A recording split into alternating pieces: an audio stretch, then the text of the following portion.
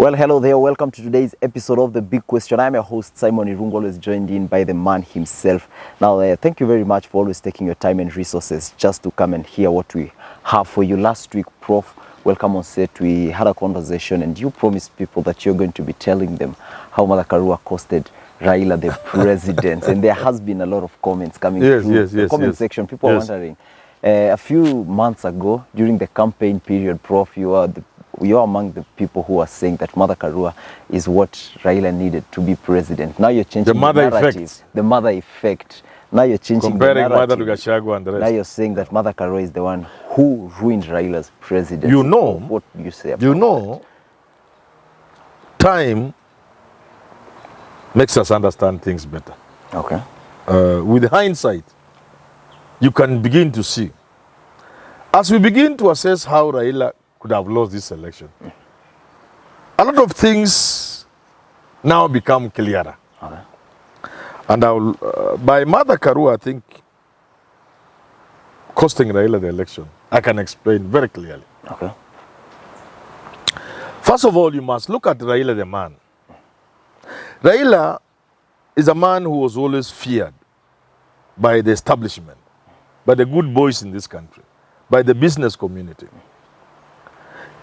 He got to a time he realized there is no day he will become president if he continued to scare the business community and the international community, especially in the Western countries. So what did Raila do?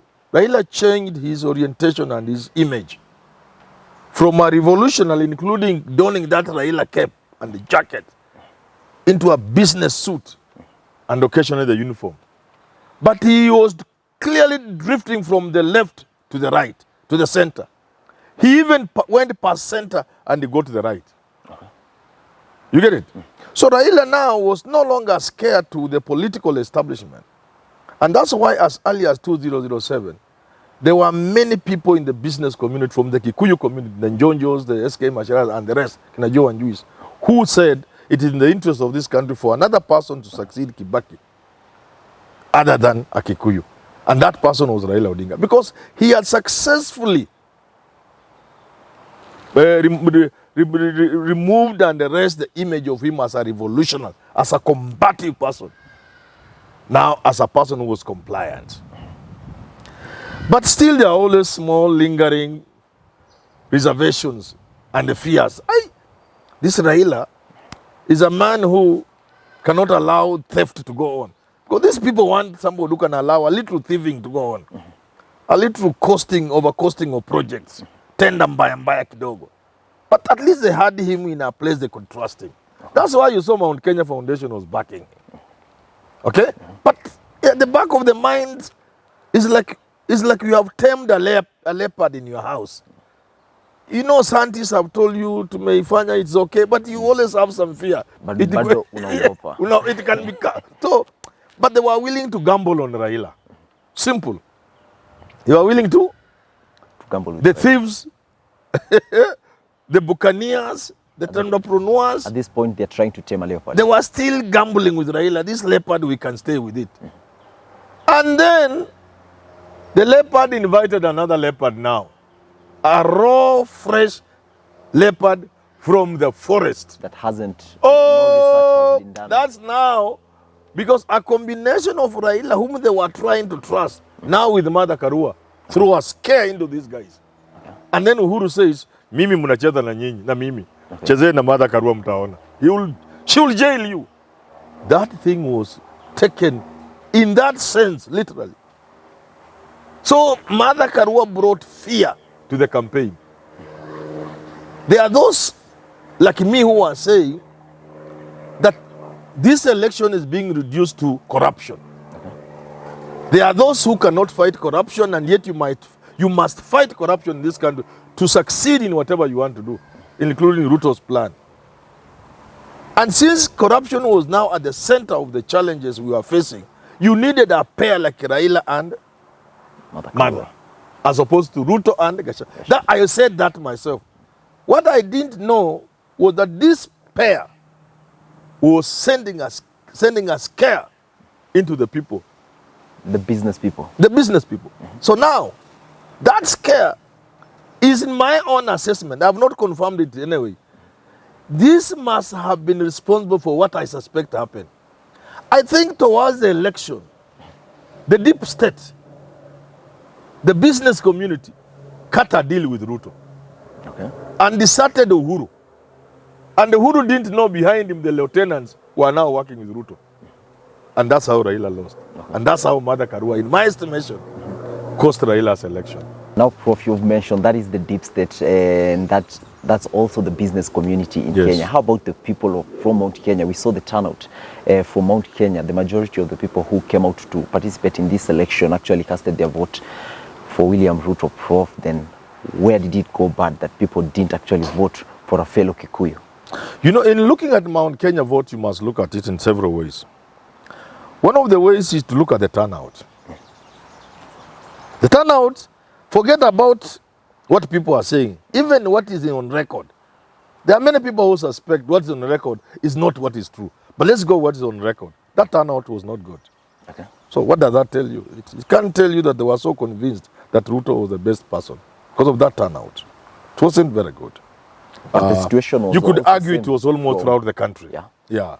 But remember, Mount Kenya and the Rift Valley were in one basket. So you expected a high turnout in those kind of areas. So what you saw in Mount Kenya was not as good as what you saw in Rift Valley. So wasn't it the same thing as the western part of Kenya? Western part of Kenya, you look at Nyanza. Nyanza was slightly worse than it should have been. And so you can explain the turnout in that way. People also saying that the Luo community didn't come out in the numbers that they were expecting. The Luos actually, if you look at the people who didn't vote, then you wonder if there are half of those who didn't vote had voted, then Raila would have won. No, so something was happening. Okay. But I'm looking at it in terms of if people were so excited about a candidate in the manner they were excited, you would have expected a slightly higher turnout. Secondly, it is not quite true that the people of Mount Kenya did not vote for Raila. Okay. It's not true. But not as quite higher numbers. And at no time, I never heard from any camp, not Ruto's, not Raila's. At no time did anybody expect Raila to get votes from the mountain. No. We got to a point where all of us believed Raila will get votes. But nobody gave him beyond 25%, Okay. 30% at most. So although he didn't get there, but if you look at the raw votes, for Raila to get more than 1 million votes from Mount Kenya, that's quite something you cannot. So now when you look at these two, then you must ask yourself, what was the contribution of Mother Karua and Uhuru Kenyatta? I think directly Mother Karua and Uhuru Kenyatta were able to turn votes. What Uhuru got in Nyeri, and what Raila got in Nyeri in 2017,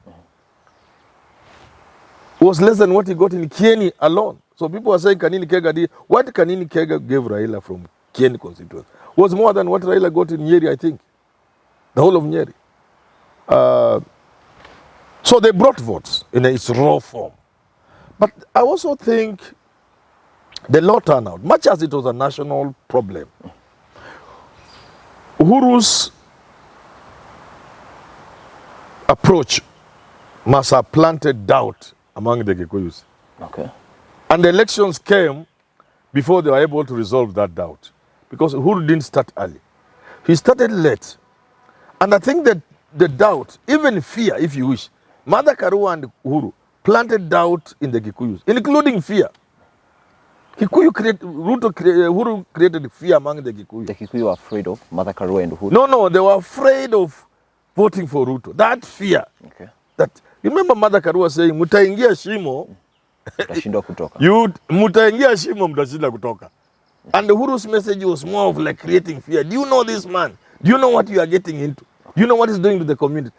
I suspect there wasn't sufficient time for the Kikuyus to resolve that doubt and the fear. And that, in a way, much as turnout was a national issue, that could, in a way, have contributed to the turnout. And as we say, the turnout in Mount Kenya was a national issue. I, for one, do not know how the turnout in Mount Kenya suddenly changed from around 40 to 60, 70. Because as late as around 4 o'clock, honestly, if anybody can check, the turnout wasn't. You can't compare what we saw around 3 by 3 and the whole day and the physical. but that's doubt. You know, those are politics has its own doubts. Okay, It's not as far as you're legal. saying You could be doubt, wrong. yeah. You could be speaking from your prejudice. But that's what I'm trying Are you to say. saying there is a possibility that the numbers were manipulated? It could have been manipulated. It's possible. In elections, people do those kind of things. Okay, now, Prof, the final results of the election are determined by the voters, not the business community, because they Yes. just make up a very small fraction of the total population, Yes. Prof. Then, how do these people, the business people, influence an election? You know, there are always opinion shapers, whether you like it or not. There are always people who shape opinion. The media, business communities, religious leaders, deep states, the system. All these people, in a way, influence the results of an election, directly and indirectly. You see, let's say, for example, let me give a small example. Supposing the system was with Raila, and the system then includes security forces.